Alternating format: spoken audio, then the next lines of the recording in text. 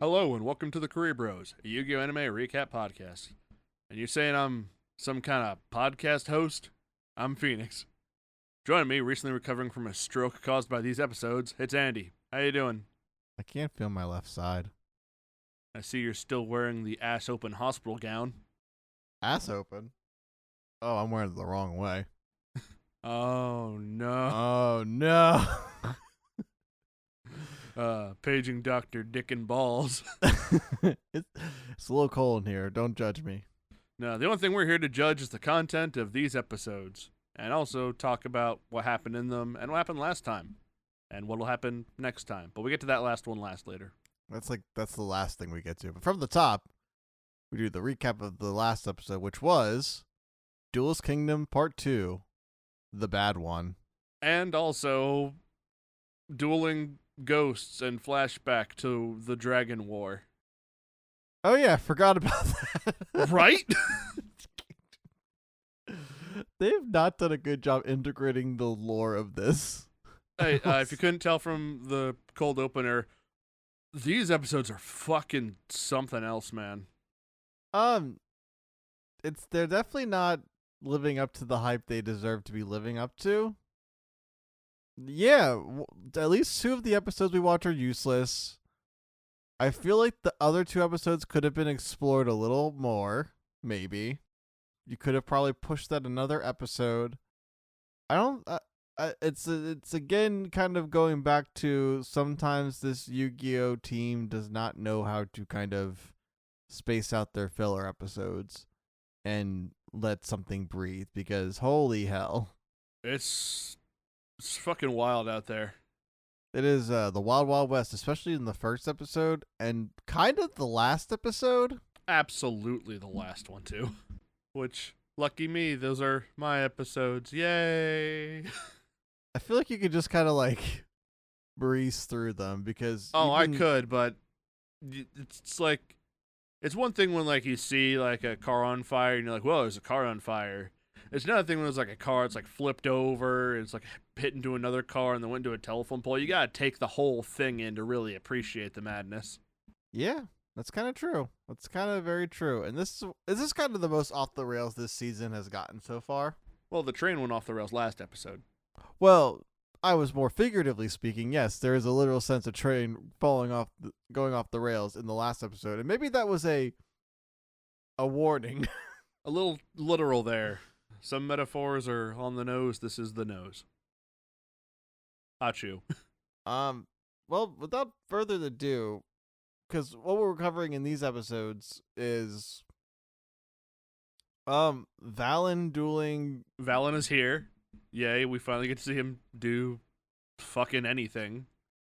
And he kind of just duels Rebecca and Duke, who just out of nowhere have their duel disc and deck ready at all times.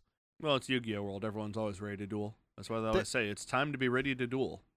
There was funny enough, I was watching a TikTok this week where someone was talking about how Yugi always has like a deck box on him at all times and how he thought it was silly. And he's like, but now that I'm an adult, I have my Magic deck with me wherever I go. I'm ready to play a children's card game at a moment's notice. Oh, yeah, 100%. I'm strapped up. Like, I don't know. Let me just try and reposition so that you can see through my webcam. If you could see, Andy, these things that I'm pointing to. Yeah, I can see him. That is a deck. That's a deck. That's a deck. That's a deck box tower. That's a wide deck box. Wide deck box. 2 decks up here. Another one over here. That's one. That's one. That's one. That's one. That's one. That's one. I have cards all over my room. They're all over the place. Did you know Phoenix likes playing children card games? And it's not just Yu-Gi-Oh! Here we're talking Magic. No, I got Magic decks like right next to me. I got Yu-Gi-Oh! Cards around here. One Piece cards, they're back there. Probably some Pokemon somewhere. Yeah, the Pokemon. Yeah, I got my first set Machamp right back there too on my bookshelf. Well, look at that. Look at that flex. Mm-hmm. Is there any other card games you have? I'm sure I have some Neopets cards somewhere. Maybe some Duel Masters. Oh, what the fuck was it? It was Vanguard? Card Fight Vanguard. I have some of those. Oh, there you go. Yeah, I got into that when it first started, and then I never kept going with it. Is it still popular at all, or is it kind of just dead? I know people still play it. Well, a lot of people still play a lot of Doesn't things. say anything about its popularity. It's still around, though. You have any of those, what are they called, Lorcana cards? I don't have any Lorcana. Are you trying to get some? I thought about it for a bit, but then I was like, never mind. I played it once, and I wasn't impressed. I didn't really like it. Yeah. Take that, Disney. Maybe if you took someone's soul away in your show about your card, people would care. Instead, you just took the soul out of your product. What about that knee? What? Disney? That knee? Anyway, do you want to get started feeling with all these right, man? episodes? No, these episodes fucked me up. You smell toast. Not again. Now the other side's not going to feel anything, and then I'm going to be dead. You're going to be walking like Bernie everywhere. Feeling like burn. We're so goddamn old. Anyway, I'm going to take us away to the actual meat and potatoes of the show. Oh, God. Starting with episode 165. This episode opens up with the Pharaoh and Taya pulling themselves out of the Canyon of the Spirits. Somehow Taya's takeaway from that entire whatever that was is that Yugi's soul is fine. She wants to tell Joey about it. I don't get how she got that from it. If anything, things have never been worse. Yeah. Darts can summon demons. Literal world-ending monsters. Yeah. Joey and Tristan have alternated playing rock, paper, scissors to see who has to carry Rex's dead fucking body as they follow the train tracks, and Joey's been losing for a while, as we take from context. Yeah, apparently he's been using paper. He's always choosing paper. He's always using scissors. I forget. Yeah. At Doma HQ, we see a scene of Mai getting grilled by Darts and two of the three musketeers, Allistar and Raphael, about her going after Pegasus and Joey. Velen is also there. He's just staying quiet. Apparently, these actions were not endorsed by Darts, despite Pegasus having thought that someone was after him, and also them just wanting to get everyone's soul that they can, so why would they not be in support of this? I think probably with Pegasus, it was maybe like something they were trying to do like they were trying to be more careful with that so it wouldn't ruin any plans. But Mai was like, oh, I could just take him because, I could take him now. He's a bitch boy. Mai doesn't like being told what to do and takes off on her motorcycle. And along the way, she might have killed some random bikers when she summoned actual Harpy Lady and struck them. What?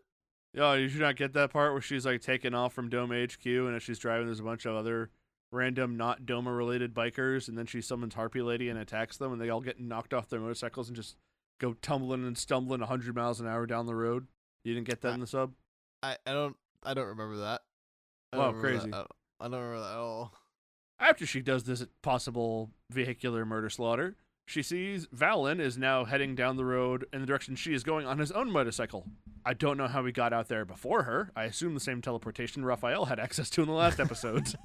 It seems the ones who are the real bad guys, and not Mai, who's a pseudo bad guy. Right now, she's not fully turned. I hold out hope. Have some sort of teleportation device that they wish to not tell the class about. They stop and talk, and Velen declares he will defeat Joey for Mai. Velen then proceeds to go off on some whole speech about Mai being unfulfilled in her victories because she doesn't have a cause to fight for, and that he was the same way until he met Mai, which doesn't make sense because when he met Mai, he had already decided to turn her and was already a part of Doma, so he did have motivations, which goes against what we saw before. And the big simp energy continues as Valen says he'll defeat the Pharaoh and Darts too if it's for Mai. And this is especially funny knowing what Valen's duel record's going to be going forward. Oh, man. So, I did write in the notes, I don't know if you saw it or not, I said, oh my god, Phoenix, you are really taking one for the team with this. This Valen shit is corny. Because it fucking is. He's so lame.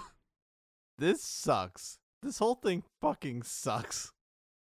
And it's about to get even more something, as entering the scene are Duke and Rebecca, with Duke driving the RV/trailer that Professor Hopkins has while he's asleep in the back. Duke sees Mai and Valen, remembers they're with Doma, and pulls over at a hard stop, which should have like sent everything in the RV like flying forward from how abrupt it was. I would like to also talk about how fast Duke was going when driving, and that Rebecca's grandfather would easily tumble out of the bed multiple times if this was real life. Yeah. And like, not even just talking about how you mentioned it, because that would just break his spine. How Duke did that. Also, like, why did they stop? Like, why did they think they could help? Yeah, that too, probably. That probably would be more effective than actually dueling them. Yeah, I'm not sure why Duke stops, because I assume there's something here that just wasn't put in, because Rebecca jumps out of the RV to confront the Doma people for taking Yugi's soul away. And then Duke joins her, and we're going to get our second 2v1 duel of the show. It's weird that they only seem to happen during filler arcs. It's not that weird. You don't think? Where did Duke get the duel disc? The dual disc store. When did we ever? He didn't. He owns a card shop. Nuh-uh, not anymore. That burned down in the manga, so it's dead in the anime. Oh yeah, was the Orichalco stuff in the manga too? Shh. Maybe someday. I thought. Duke calls Rebecca Becky a lot of times during this. I think it's kind of neat for the side characters to have gotten all buddy-buddy off screen after being left behind by the plot. The real people are doing stuff, but we're just gonna hang back and we'll catch up. Yep. Anyway, Valen says that he'll defeat the two to show Mai his power, which who fucking cares? It's like, yes, I will defeat Rex and Weevil to show you what good a duelist I am. It's like, well, my brother in Christ, what? You beat Joey Wheeler once when he was off kilt about not being popular. Yeah. Anyway, the duel begins with Valen going first, and he summons Psychic Head Armor in attack mode, and it has 0 attack points, and he ends his turn. On Duke's turn, he plays Summon Dice, which lets him pay 1,000 life points, roll a die, and get a different effect based on the number rolled. Because he rolls a 6, he gets to summon a monster without tributing, and summons Orgoth, the Relentless. Rebecca summons Luster Dragon, sets a card, and passes. On Valen's turn, he uses Psychic Head Armor's effect to forego drawing a card for the turn, instead add an armor monster from his deck to his hand. He then tributes Psychic Armor to summon Double Cloth Armor, which is the card he added, and then he'll set a card and pass. Valen will explain before Duke takes his turn that his Double Cloth Armor cannot attack, but if it is attacked, it destroys the monster that attacked it, deals damage back to that monster's control equal to half the monster's attack, then is itself destroyed. On Duke's turn, he sets a card and attacks with Orgoth, planning to clear the way for Rebecca. He loses his monster, takes 1,250 damage, and then the armor, as a way to show that it does the damage back, just absolutely gut punches Duke and sends him like flying across the desert. Why'd they make the animation good for this episode? You know what? I was wondering that by the end, because there's a cool sequence at the end. I was like, oh shit, they actually kind of did something here. Yeah, like they really go on. Like they have like the punches are like really well animated. There's stuff when like Valen has like his helmet on, he takes it off and his hair floofs out, and it's like, this didn't need to be added. This whole episode didn't need to be added, but they did anyway. I guess they really wanted to make Valen a cool guy. Hey, mission failed. It's not about the animation. It's about the personality, people. Let's get it going. It's about the story, the meat and the potatoes. Bro, the personality is bad. That's what I'm saying. This guy sucks. This guy I think does we're gonna suck. have to kill this guy, Joey. Joey, please kill him. Make Hermos eat him. On Rebecca's turn, she sets a card, tributes Luster Dragon for Luster Dragon number 2, and attacks. But Valen activates his set Magnet Armor, which revives Double Cloth Armor. Double Cloth Armor takes the attack, destroys the dragon, deals 1,200 damage back to Rebecca. And I'm pretty sure Valen broke the rules, because when a new monster is put on your opponent's board during your attacking, it should cause a replay, which means you can cancel the attack. So I'm going to say he cheated. He did cheat. Yeah, fuck this guy. He's always cheating. Fuck that guy. He sucks. Rebecca activates her set Rope of Life, which lets her discard her hand to resummon Luster Dragon number 2 with 800 more attack. Duke activates his set Adamantine Sword Revival, which has the very particular clause of when a dragon is summoned back from the graveyard, you can tribute that dragon to summon Diamond Head Dragon and have it gain 1,000 attack on top of the monster that was brought back. So then Rebecca has a diamond head dragon with 4,200 attack points. And now we know what you're thinking. It's still in the battle phase. Valen is wide open, nothing on his field, nothing on his back row, and there's a monster with more than 4,000 attack points on board. So Rebecca's gonna attack for the win, right? No, she passes turn. Isn't she a talented, experienced duelist? Yeah, the American champion. Why? Because little did we know, Valen's actually playing a plot armor deck. But tis. It's a Mega Man ripoff deck if I ever saw one. It's a something ripoff deck. Valen's turn, and his psychic head armor has another effect from the graveyard, which lets him summon a whole fucking battle suit. And then Valen plays Armored Gravitation, which lets him put the battle suit onto his actual physical self. For some reason, that can happen. Yeah. One of the armor pieces, I don't remember which fucking one it was, he just holds up his hand, has the effect of when it's destroyed in battle, destroys every monster on the field, then deals damage to all players equal to the total attack of those monsters. Duke says that if he destroys the monster, then everyone will lose, and Valen says, wanna bet? Oh, yeah, he goes, wanna bet? He says that too in the thing. And he attacks with himself. When he attacks, Rebecca activates Mirror Force. It doesn't work, no explanation given as to why. Valen destroys the diamond head dragon, somehow doesn't take any damage, and I guess Duke and Rebecca lose. Could you imagine if you used the Orichalcos? Yeah. They'd be right fucked. Yeah. And we'd never see him again. Anyway, duel's fucking over, I guess. It never really started to begin with. Yeah, we cut away from this waste of time to characters who are lost in the desert.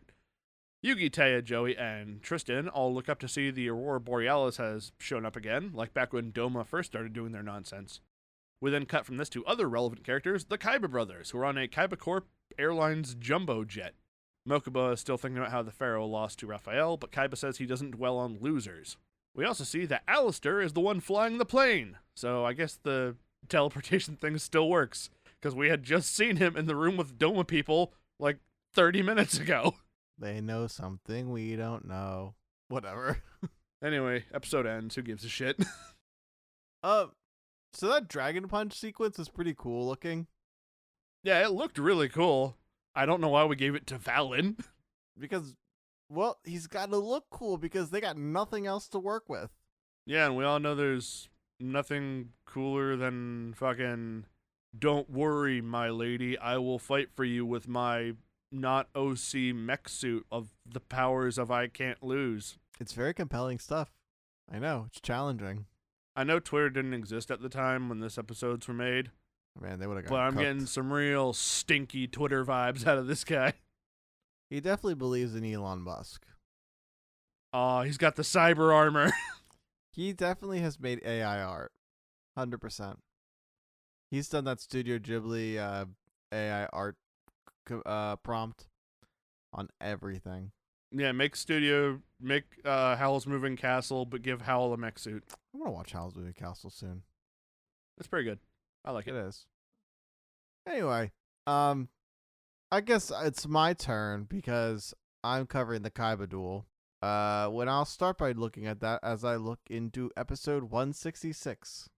We open on some animator revealing their kink as Taya soaks her feet in a river.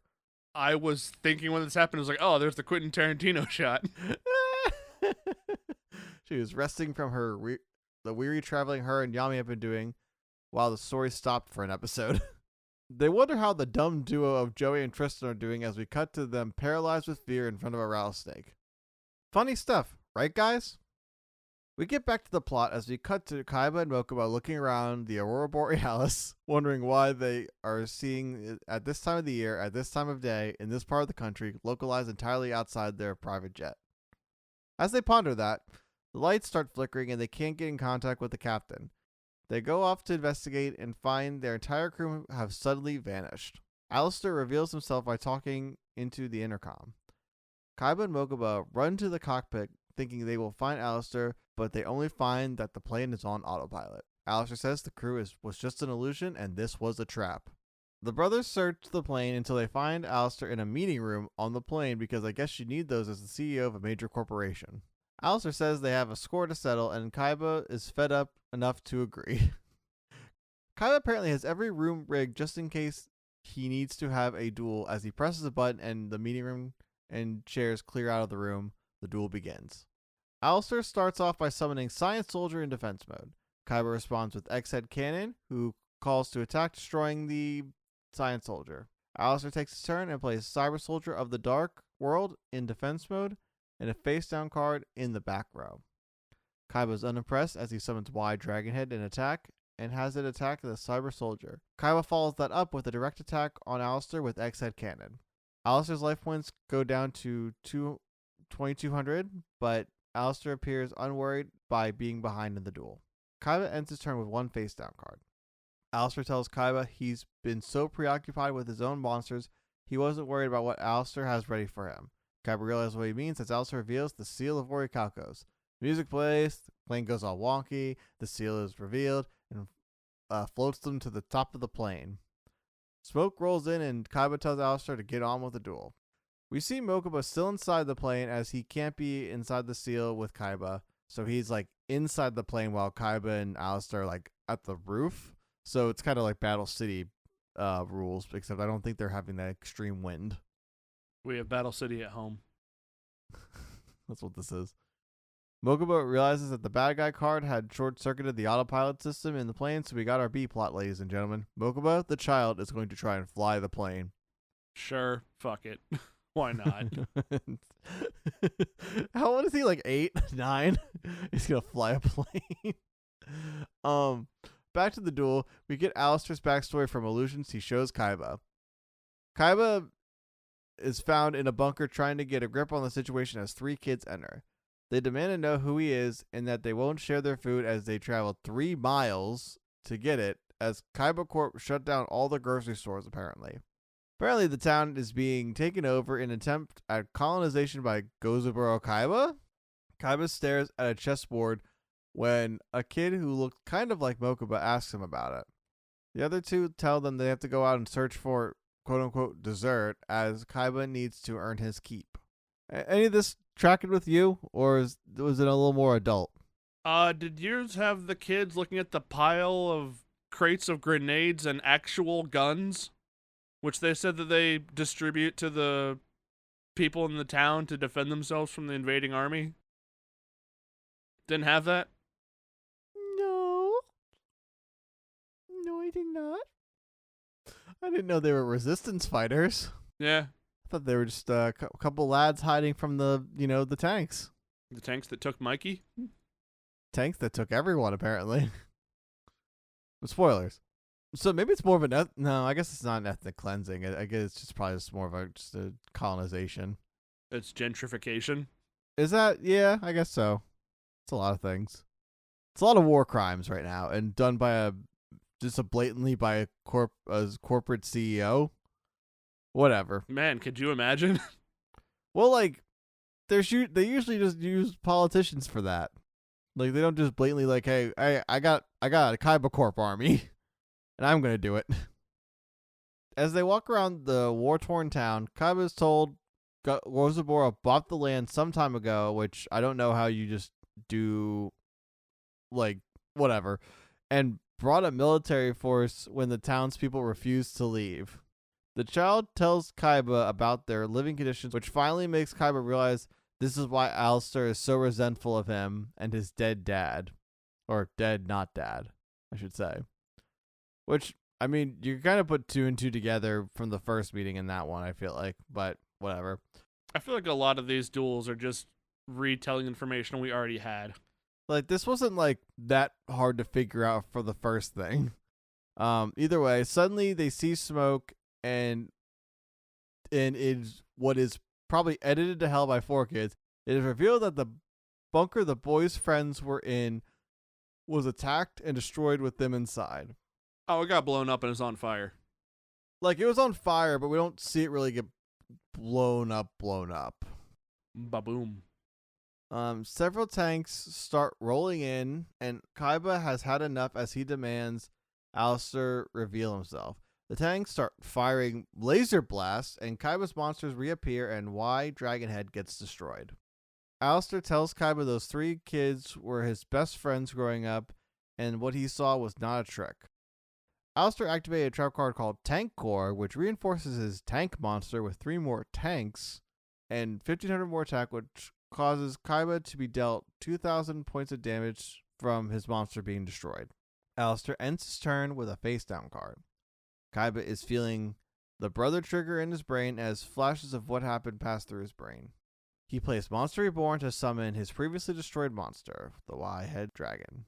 Kaiba then plays his Z Metal Tank, causing his 3 monsters to combine and become XYZ Dragon Cannon. He uses his ability to discard 1 card to destroy Allistar's trap and weaken Allistar's monster. Kaiba attacks Allistar's monster and destroys it, bringing the setting back to the plane. Allistar compares Kaiba to Gozoburo and says this planet is full of hatred and greed. Based. Allistar says that all that's going to change with his new crew, and they're going to rebuild the world into a paradise it once was. The plane starts going down as we see Mokuba trying to figure out how to fly a plane as the episode ends.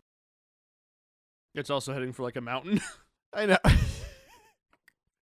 Remember, the ground isn't a big enough threat. We need a large rock.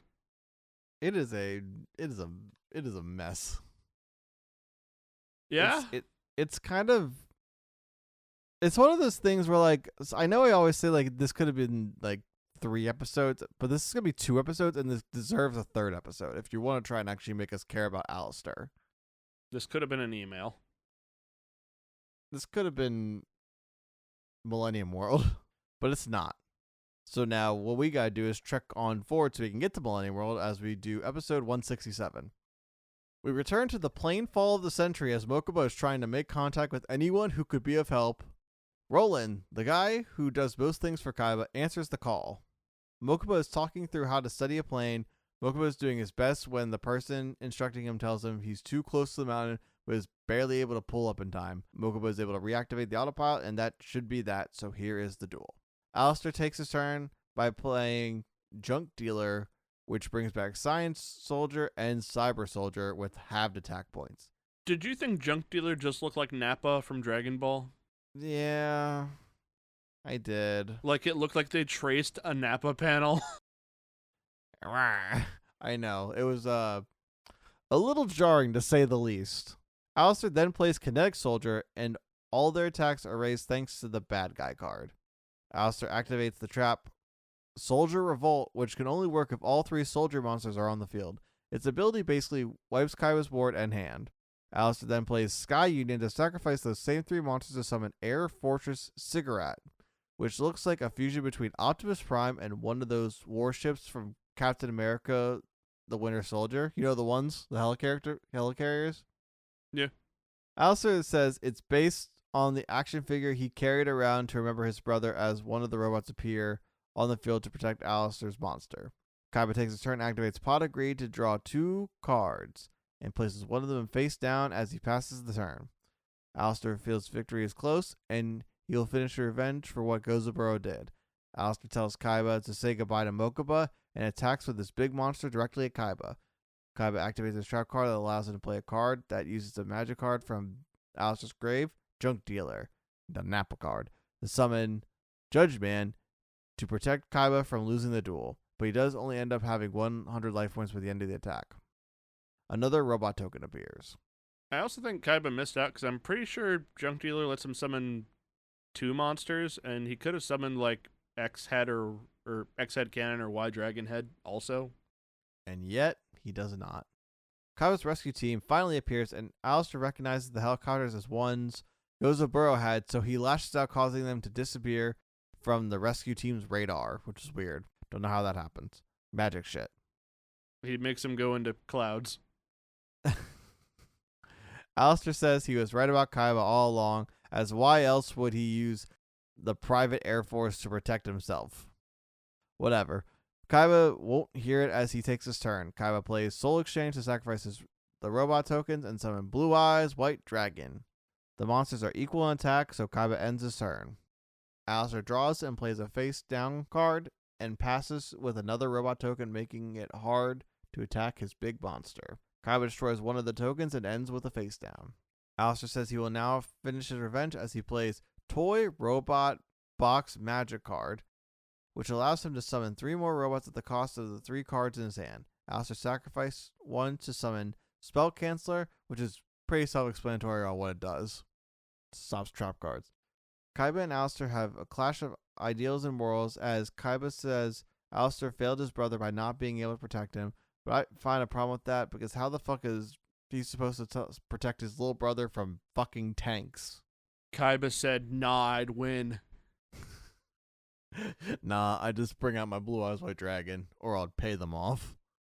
Yeah, a big problem I have with a lot of this arc is how easily a hole is put into the enemy's motivations, because Kaiba talks to Allistar in the sub, is just like, oh, so because you lost your brother and parents, you think everyone else should lose theirs too.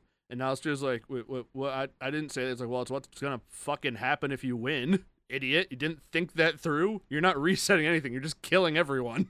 You're not starting over. You don't get your brother back, dumbass. It feels like they're trying with at least like 2 out of the 3 of these token bad guys to have some sort of good intentions, but like warped by anger and frustration. Like that's supposed to be kind of their I think it's with Allistar, and I believe it's also, I would also believe it's with Raphael. I don't really know about Valen. Can't really remember. In keeping with our making references, I'm going to reference Brooklyn Nine-Nine. Cool motive, still murder. My wife and I are rewatching that show. Well, I'm rewatching it. She's watching it for the first time. I've never watched the show. I just know the memes. It's very funny. Take your word for it. It's the best propaganda on TV. It did end, I will say it did end because of it didn't want it was like, shit, we are a propaganda show. I will say that. They were like, yeah, we freed the room, we're done. Appreciate that. Either way. All right. I appreciate that bit of self-awareness. Yeah. Go Andy Samberg. R.I.P. the captain of that show, because the actor died. Yeah, no, what? So like, they really do try to have this kind of what's it called? Like, they're trying to make the bad guys complex, at least like some of them, but they're doing such a shitty and then job. There's Valen. Yeah, I don't really get Valen. I guess hopefully we'll be able to get him because we'll have 5 episodes to deal with him. Next. Oh fuck. Well, 2 episodes. Is it 2? He had to go home. Is it? Is it only the? Hang on. Well, we'll get there next episode, but that doesn't really matter. We have to finish these. Yeah, it's that's one of my problems with it. But I guess I'll continue on and we'll talk about it later. Either way, Allistar gets mad and attacks Blue Eyes White Dragon, but Kaiba responds with the trap card Tyrant Wing to give Blue Eyes an extra 400 attack points and destroy Allistar's monster. Allistar's unbothered, as he says he can just crash the plane and get all 3 souls. Weird. Mokuba plays the little brother card, which messes with Allistar's hate brain. Kaiba's determined to save his brother and tells Allistar to give him one more turn to stop him. Kaiba draws into his special good guy dragon card, infuses it with Tyrant Wing Trap card to become Tyrant Burst Dragon, and then combines that card with Blue Eyes to perform Blue Eyes Tyrant Dragon. The Blue Eyes Tyrant Dragon destroys all of Allistar's remaining monsters and wins the duel. We are now down an evil bad guy as Allistar's soul is taken. Allistar sees visions of his brother as his soul is taken by the bad guy card. Kaiba takes the wheel on the plane as the special arc dragons all appear to protect Kaiba from a crash landing. And what are the odds? They land right where the good guy gang is. The gang is all here now, but is revealed at the end of the episode. Kaiba Corp has been taken over by darts. Son of a bitch! Which, okay, I don't know. Whatever. It's takeover time by me. Let's just finish this and then we'll kind of go into all what our grievances with this fucking batch of episodes. Oh, you think we're gonna finish this? You think you aren't taking your very first little tippy-toe step into madness with this next episode? Oh, man. I don't think you're prepared. I know I wasn't. I'm forever changed by this. These ones are the bad ones? We watched the whole arc of Noah. Noah looks like Noah's little baby squirrel penis problems. We got elephant dick worries. What a way to say that. Yeah, anyway, episode 168 opens up with Kaiba learning his company's been bought by Doma. The 2 Kaiba Corp suit dudes, Isono and Fuguta, say that they will stay with Kaiba, which I guess is nice of them. Love loyalty for a CEO. Pharaoh says everyone needs to get to the Florida Museum for the Atlantis information, which I'd forgotten was why they were going there in the first place. Oh my god. Kaiba says that he's already sent people ahead of them to get the information for some reason, and they do a transfer of the info through the internet. But those guys also get killed by random Doma biker dudes. So, sure. Sure, fuck it. Who cares anymore? This arc is going off the rails. Yeah, Rebecca, Duke, and the Professor also get involved somehow by saying some stuff. It's like, oh, you guys sent us the information, but the information, like the images you sent, aren't good enough, so you gotta do the Law and Order enhance the security photo stuff thing. And yeah. Kaiba's like, well, the only place I can do that is Kaiba Corp U.S. headquarters, because we have an image processing computer that'll blow your dick clean off. Do you that exactly like that in the sub? Yeah, Hundo P. Pharaoh says that now that Doma controls Industrial Illusions and Kaiba Corp, they control all the duel monsters in the world. What? If it sounds like I'm jumping all over the place and not making a coherent narrative, that's not on me. That is what happens in the show in the order it happens. Yeah, it's kind of true. The Pharaoh tells the Professor that they'll all meet at the pier, and I guess this means Florida has one pier. Yes, it does. The Aurora Borealis is back, and we see something is stirring below the sea, and we now see Darts is thinking about how he loves taking souls, and the lights in the room that he's in dim, and Raphael appears, meaning I was right, and they do have Doma brand teleportation powers. Aha! We got you, sons of bitches. Darts looks at his big screen TV, sees his wall of stolen souls, thinks it's great. Raphael teleports away in anticipation of the Pharaoh's arrival, while Darts goes into a big room full of candles that all connect the dots to make the seal of Orichalcos. Weird. At this moment, I'm going to remind you all, through a flashback that happened in the show, of when Tamias first showed up at the start of the season and launched a big old blast at the spooky eye in the sky. And it kind of like broke apart into pieces and they scattered across everywhere. Well, now we see that Darts is going to do something with that as he summons dueling monsters all over the world and more Orichalcos like dueling armor golem ogre things from the Valley of Souls. The what? Yeah, we got orcs. They're orcs now. Oh yeah, from the episodes I forgot about. Yeah. I don't know how the debris went global, but let's not pretend anyone is here for the realism. A giant seal of Orichalcos appears around a Kaiba Corp building, which I have to assume is their U.S. headquarters, because they don't establish anything about it. Nope, not at all. We now cut to the one pier in Florida, where all the good guys have convened. Kaiba has his dudes take Allistar and Rex's bodies to a hospital, so that's nice of him. Duke tells the squad about his and Rebecca encountering Valen and Mai. Tay and Tristan decide to go to the police for some reason. And even if this weren't two Japanese teenagers going to the Florida Police Department to get help with an ancient cult performing a hostile corporate takeover, the idea of the police being helpful is it's just, no. They don't do anything with their jobs. They're not going to help with this. I think, if I remember correctly, they're like, what? No. But then it gets better than that. It's worse. It's worse than that. Yeah, actually. Yeah. Comedy. The Pharaoh and Kaiba decide that they'll go off on their own to the Kaiba Corp building via a subterranean emergency tunnel. As they take the elevator up, they're attacked by duel monsters, and the Pharaoh tells Kaiba to believe that duel monsters are real, and they'll use those to get through the creature. And I guess Kaiba's like, sure, fucking whatever. It stays weird enough. He's completely, rejected any type of magic mumbo jumbo up until this point. And it's just like, my company's gone. What do I believe in anymore? Yeah, I think the exact line is like, just think of it as a science that we don't understand yet. And shut up, ancient Pharaoh. Why did they think about, say, Virgin from that perspective before? I don't know. Tay and Tristan find some cops who predictably are not helpful and are in fact on Doma's payroll, complete with Orichalcos marks on their foreheads. Somehow, this is not the worst marking you could see on a cop. Good one. The cops summon an Orichalcos orc to... Orichalcos. I'm doing that going forward. To pursue the duo. Kaiba and the Pharaoh are briefly trapped, but Rebecca hacks the door open and tells Kaiba he should hire her to update the Kaiba Corp security. Kaiba says he'll think about it. I'm in.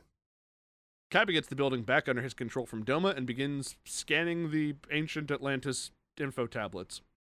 Professor Hopkins deciphers the images, and Kaiba sees the image as the logo for the Paradies Company, a super conglomerate with major world influence that is headed by Darts. Isn't this just Doma, but with like a different name? Yeah. Like, we already knew Doma like controlled the world and stuff. Why do we make a new company? That's how they do it in the business world. It's like companies on companies. And right, then but we already knew about one company. Why'd you tell us there's another company that's the same company? It's stupid. There's always another company, from what I've learned in the Palestinian boycotts. The Pharaoh sees the image of Darts and realizes that this guy Darts is the same Darts from his vision of the Dragon War. And he's like, oh shit, same guy, 10,000 years apart. That's crazy. He's like, how does that happen? Literally, he goes, how does a man from 10,000 years ago come back to the present? And I'm like, my brother in Christ, what are you? The room Kaiba and the Pharaoh enter then explodes. They're dead. Yep. Joey gets the address for the Paradius organization from Rebecca and goes after that. Pharaoh and Kaiba have been transported to a spooky dimension where Darts is waiting for them with a big fucking sea serpent. That's the Great Leviathan. Yeah, we've never said Great Leviathan at any point in the sub. I know. We've never said Doma in the dub. That's weird. Yeah, they don't address them at Doma at all. Pharaoh and Kaiba want to square up right now and they summon their legendary dragons, but after attacking the Darts, they realize it's an illusion and everything goes back to the exploded room. So, I guess it did explode. There's still like burn marks and everything, but we just had this so we could be like, I'm Darts, blah, I'm gonna get you. I'm gonna do this next bit in one sentence for maximum insanity for what occurs. Pharaoh and Kaiba flee to the roof while pursued by duel monster spirits, and while the whole building is exploding, they jump from the roof into the Blue Eyes White jet, which has autopiloted to them, but it gets shot down by the duel monsters, and after they crash, they jump from the Blue Eyes White jet, but it explodes. They then look up to see the outline of the big sea serpent flying through the night sky. This takes place in about 60 seconds. Fucking what? Brain broke. We then cut to Valen in the desert, doing nothing of value. He gets a phone call on his motorcycle from Raphael, who tells him that the protagonists are on their way. Valen says, nah, I'm gonna do my own thing, but his own thing is doing exactly what Raphael is telling him to get ready for, but for simp reasons. It's not for Orichalcos reasons, it's for he wants to get in my pants reasons. Yeah.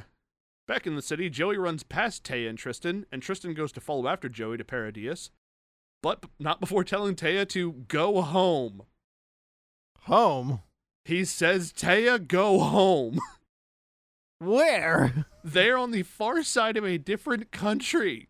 Thank Kuribros this episode ends after this, because what the fuck is happening?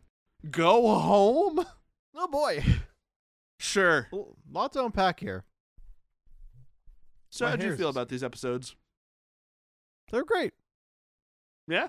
Some bangers up there with the likes of the Noah arc? Yeah. Yeah, you remember I thoroughly enjoyed whatever the fuck. Yeah, remember the duel with Johnson? It's right up there with that. the you know that duel with Johnny Steps? Yeah, that was everyone's favorite. Yeah. So let's break it down episode by episode. The first episode, literally useless. None of this mattered.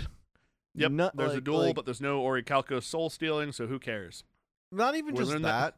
We learned that Valen has cards.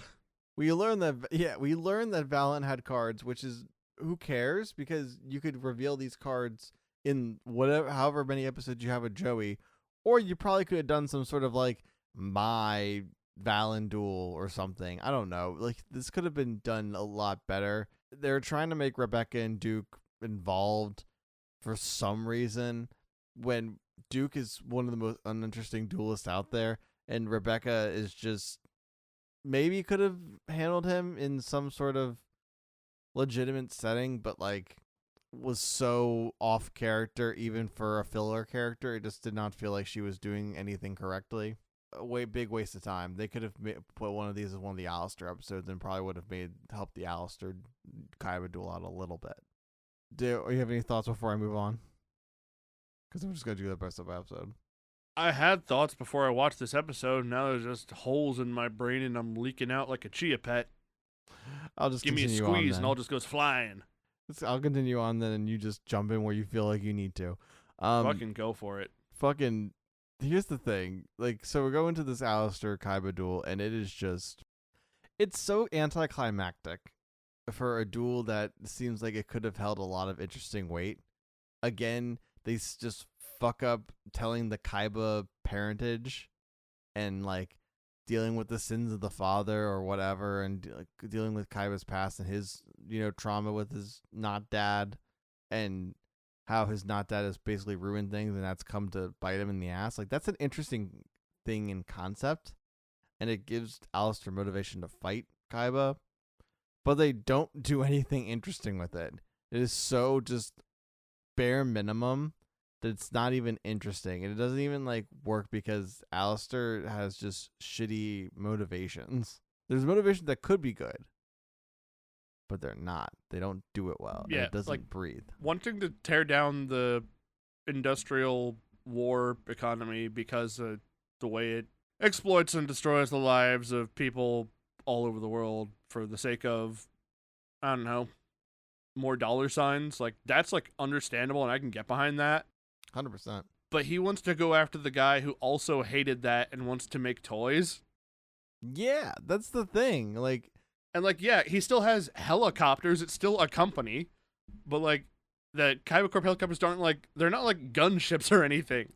no. And also, like, all of Alistair's cards are weapons. My brother in Christ, he's like, man, war sucks, except when I use it for aesthetic. It doesn't make any sense. It doesn't work, and it's a wasted opportunity to like make something interesting happen. Because you could totally make that work. All of that on paper, you could totally make work. It's a fine motivation to a point. You obviously can make that motivation better. That this kind of eats into Kaiba's trauma, and you play the brother card, which that's always a good trigger for Kaiba and Mokuba. So it's like you have it all there, but the execution's just so poor and just so rushed, and I don't care. I just don't fucking care. So that was a big old strikeout for that duel. Maybe the other two duels will be a little better of the good guy dragon card final battles. Then you move on to this episode. Whatever the fuck that, like, lore and moving characters around episode. Oh my god. It's like, I get that it's supposed to be set up, but like, and like establish where the good guys are in all of this, but like, how does Kaiba still have some type of access? Like, why are like his like employees still loyal to him if he's not the boss anymore? Why did Trey Interesting think they could just go to the cops and they would help? Why? This is, two of these episodes were just complete wastes of time. I can't really even like comment too much on like this last episode that I'm thinking about, because what really happens? A building blew up, I think. Maybe. And then Guard's comment on Tamias's fucked up eye. In the dub, at least. He does in the sub, too. Oh, yeah. We learned that Doma exists and is evil, which we knew. And we learned that Joey doesn't know geography, probably. Yeah, and somehow Valen's going to go from the desert to the city, I assume. They're going to really stick this landing, aren't they? I'm sure they're going to really bring it home in the third half. Really, guys, the second half, I ain't gonna lie. The first half, I fucked that joke up. Fuck. Yeah, I said third half. It should be third act. I fucked up, too. These episodes have done something to us. My brain broke. My brain's totally broke. Well, I mean, that's kind of it. These episodes suck. I don't really have any other thoughts on it. This was probably this. Oh, I will say this arc didn't been nearly as bad as Noah, in my opinion, but like it is starting to slog a little bit here, and it's supposed to be the parts where the things start picking up. So this, yeah, they're really starting to test our patience here. So maybe what we do next, which is Joey and Valen finally duel, and then Valen goes home and doesn't do anything, and then Joey duels Mai. Yep. And we'll get to see what happens there. And that's really it. So, yeah. Do you want to do the socials? Do you have any final thoughts before we do the socials? I have an unrelated semi-social thing that's also Yu-Gi-Oh related, but it's not about us. My friend who does AMVs is on YouTube. Tyken Tyken. He just released his Yu-Gi-Oh AMV. He did for MomoCon, which was on the stage, and it's a really good AMV. So if you like AMVs and Yu-Gi-Oh, go check that out in his channel on YouTube. Subscribe to him. Watch his videos. I promised I would show him out because I like watching his stuff too. Love that. Hopefully they show us. Yeah, I've been bothering him to upload it for like a year. Well, that's cool. I'm excited to see that. If is it already out? I know I've shown it to you before, but it's on YouTube now. I'll send you a link later. But yeah, Tyken. He's on Discord. He's on Discord. He's on YouTube. Fucking my brain. That last episode really fucked us up. Tyken, YouTube. Watch his AMVs. Yes, go do it. Very good. Also on YouTube and Twitch is me, Phoenix Farce. PhoenixFarce. You can find me there. I do streaming, do Yu-Gi-Oh, do other games. Yay. Where do people find you on the internet, person who just stopped to take a drink? Well, call me out there, don't you? You can find me on Instagram at artbypapa_ on Instagram, and Papa's spelled Poppa. You can find me on Tumblr now, which is weird. I think it's just Papa or Papa -art. You can find Kuribros on Instagram at Kuribros. You can find us on Twitter at _Kuribros. Find us on YouTube where we upload those videos and we'll get them up there someday, somehow. We're gonna make it all right, but not right now. And that's really it. My name's Andy. I'm Phoenix. Giddy up and get us out of here. You know, I was trying to think of like different bits to end this one off on, and I don't have any. You don't? Come meet me in the middle of nowhere desert if you want an ass kicking. Okay, that's good enough. Bye.